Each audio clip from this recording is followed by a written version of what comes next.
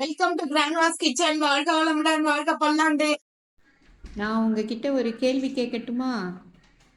இதுக்கு ரொம்ப கஷ்டப்பட்டு யோசித்து பதிலை சொல்ல வேண்டாங்க.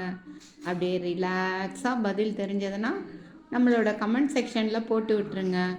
வெயிலானாலும் மழையானாலும் சஃபர் ஆகாத வெஜிடபிள் எதுன்னு சொல்லுங்க பார்க்கலாம். ஒரு குடமிளகா சாதங்க. அதுக்கு குடமிளகா, வெங்காயம், பூண்டு எல்லாம் எடுத்திருக்கோம். அது கூடவே கொத்தமல்லி நல்லா ஒரு கைப்பிடி அளவு, நல்லா நம்ம கையில் ஒரு கைப்பிடி அளவு எடுத்துக்கலாம். கூட பச்சை மிளகா ஒரு 5-6 போட்டுக்கலாம், நம்ம காரத்துக்கு தகுந்த மாதிரி. இதை உப்பு போட்டு ஃபைன் பேஸ்ட்டாக மிக்சியில் அரைச்சி கொண்டு வந்துடலாங்க. அந்த குடமிளகா சாதத்துக்கு அடுப்பில் வாணலி வச்சிடலாம். வச்சுட்டு அதில் ஒரு 2 ஸ்பூன் இருக்கிற மாதிரி எண்ணெய் போட்டுக்கலாம். கடுகு ஒரு ஸ்பூன் போட்டுடலாம். அதே மாதிரி கடலைப்பருப்பு, உளுத்தம்பருப்பு ஒரு ஸ்பூன் போட்டுடலாங்க.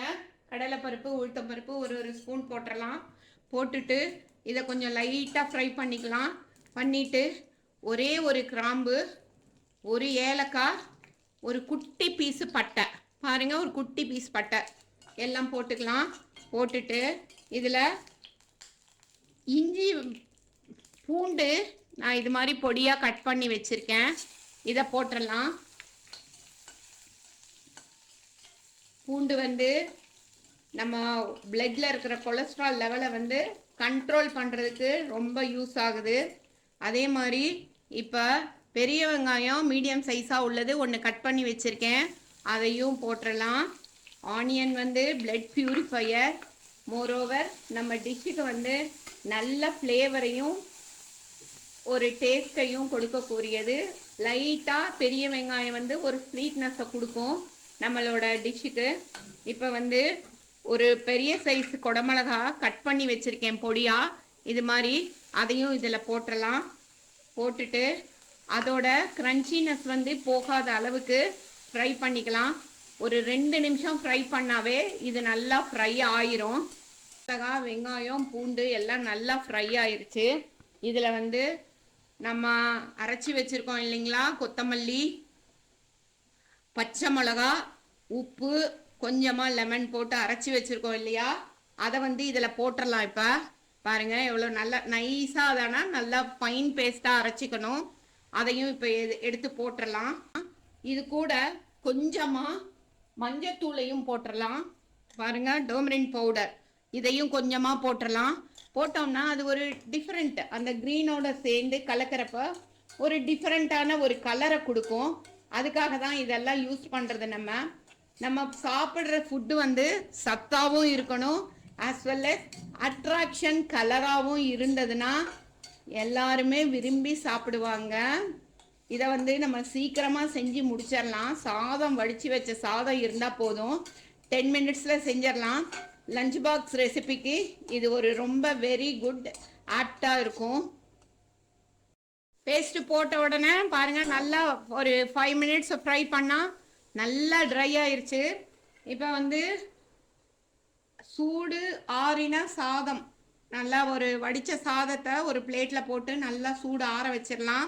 அந்த சாதத்தை இதில் போட்டுடலாங்க. நான் இன்றைக்கி நார்மலாக நம்ம சமைக்கிற சாதம் தான் போட்டிருக்கேன். பாஸ்மதி ரைஸு இல்லை சீரக சம்பா எதில் வேணாலும் செய்யலாம், அவங்கவுங்க விருப்பத்துக்கு தகுந்த மாதிரி.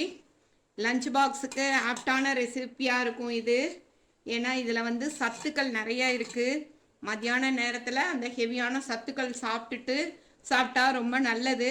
மோரோவர் மார்னிங் ஈஸியாக ப்ரிப்பேர் பண்ண முடியும். அதனால் வித்தின் 10 மினிட்ஸில் நம்ம ப்ரிப்பேர் பண்ணிடலாம். இதில் கட் பண்ணுறது எல்லாமே ரொம்ப ஈஸி, ரொம்ப சிம்பிள். இப்போ இதை நல்லா கலக்கி விட்டுறலாம்.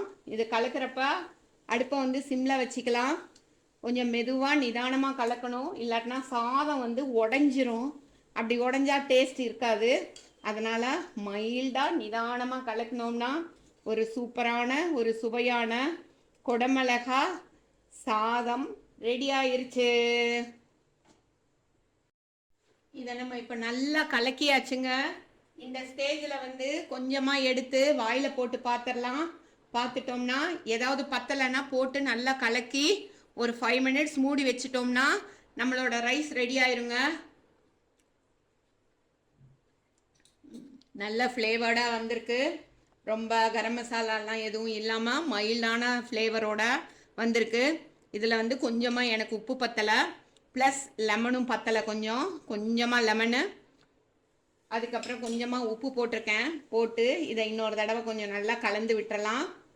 கலந்து விட்டுட்டு அப்படியே அந்த சாதத்தில் அந்த மசாலாலாம் ஊறட்டும்.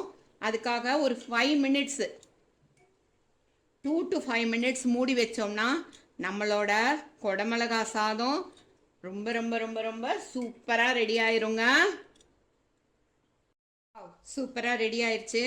இது மேலே வந்து நம்ம கட் பண்ணி வச்சிருக்கிற கொத்தமல்லியை போட்டு அடுப்பை ஆஃப் பண்ணிவிட்டு இதை ஒரு சர்விங் பவுலுக்கு மாற்றிடலாம். ஒரு சூப்பரான சுவையான குடமிளகா சாதம் ரெடி ஆயிருச்சு. நம்ம வந்து இதை சர்விங் பவுலுக்கு மாற்றலாம். நம்ம மத்தியானம் லஞ்சுக்கு பண்ணுறதா இருந்தால் சர்விங் பவுலுக்கு மாற்றிடலாம். இல்லைன்னா லஞ்ச் பாக்ஸில் போட்டு குழந்தைங்களுக்கு அப்படியே கொடுத்துடலாம். குழந்தைங்கள்லேருந்து பெரியவங்க வரைக்கும் எல்லாருக்குமே ரொம்ப நல்ல சத்துக்கள் நிறைய தரக்கூடிய இன்க்ரீடியன்ஸை ஃபுல்லாக போட்டிருக்கிற ஒரு குடமிளகா சாதம் எப்படி செய்யறதுன்னு சொல்லிட்டு நம்ம பார்த்துட்டோம். தேங்க்ஸ் ஃபார் வாட்சிங் அவர் கிராண்ட்மாஸ் கிச்சன். எல்லோரும் சப்ஸ்கிரைப் பண்ணுங்கள், லைக் பண்ணுங்கள், ஷேர் பண்ணுங்கள். தேங்க்யூ.